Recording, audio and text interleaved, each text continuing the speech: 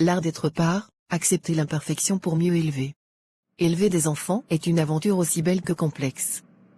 En tant que parents, nous avons souvent de grandes attentes, espérant être toujours à la hauteur et élever des enfants parfaits. Cependant, la réalité est tout autre, les enfants, comme tous les êtres humains, traversent des moments de désobéissance et de rébellion. Vouloir être un parent parfait peut rapidement devenir une quête épuisante, remplie de frustration et de déception. Il est donc essentiel d'adopter une perspective plus réaliste, en acceptant que les erreurs font partie du processus d'apprentissage, autant pour les enfants que pour les parents. Salon d'une maison familiale, en début de soirée. Marie, une maman de 2 enfants, rentre du travail. Elle est fatiguée et trouve la maison en désordre. L'un de ses enfants, Léa, 6 ans, a renversé un verre d'eau sur le sol. Son deuxième enfant, Lucas, 10 ans, joue bruyamment aux jeux vidéo dans le salon.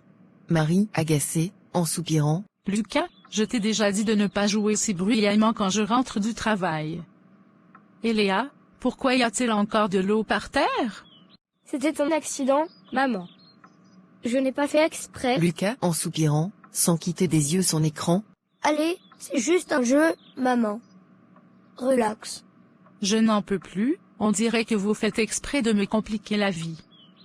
Est-ce trop demander que tout soit calme et en ordre quand je rentre? Marie s'assoit sur le canapé, la tête entre les mains, visiblement dépassée. Son mari, Paul, entre dans la pièce, remarquant la tension.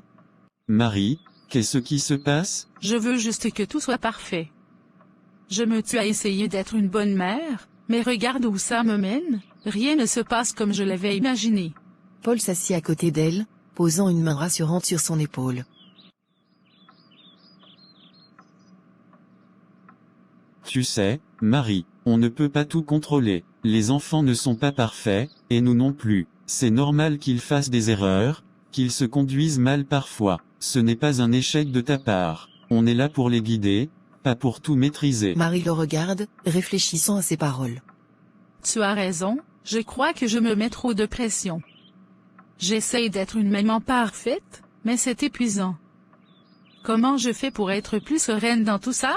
Commence par avoir des attentes réalistes. Accepte que les enfants vont parfois désobéir ou faire des bêtises. Ça ne veut pas dire que tu échoues. Ils apprennent, tout comme nous. Tu fais de ton mieux, et c'est déjà beaucoup. Marie, soupirant, mais avec un léger sourire. Oui, tu as raison. Peut-être qu'en relâchant un peu la pression, on sera tous plus heureux. Paul lui sourit, et Lucas et Léa s'approchent timidement. On est désolé, maman. On ne voulait pas te stresser. Léa, avec un regard coupable. Je vais nettoyer l'eau. Marie sourit à ses enfants et leur fait un signe de tête. Merci, les enfants.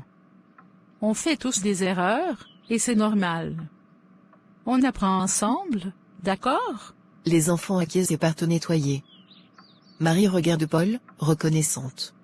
Marie incarne le défi quotidien que de nombreux parents rencontrent, l'envie de tout bien faire, de répondre à des attentes irréalistes, et le sentiment d'échec qui en découle. Comme l'illustre cette situation, accepter que les enfants feront des erreurs, et que le rôle des parents est de les guider avec bienveillance plutôt que de viser la perfection, peut apporter un soulagement immense. La perfection est un idéal, mais l'amour et la patience sont les clés d'une éducation réussie.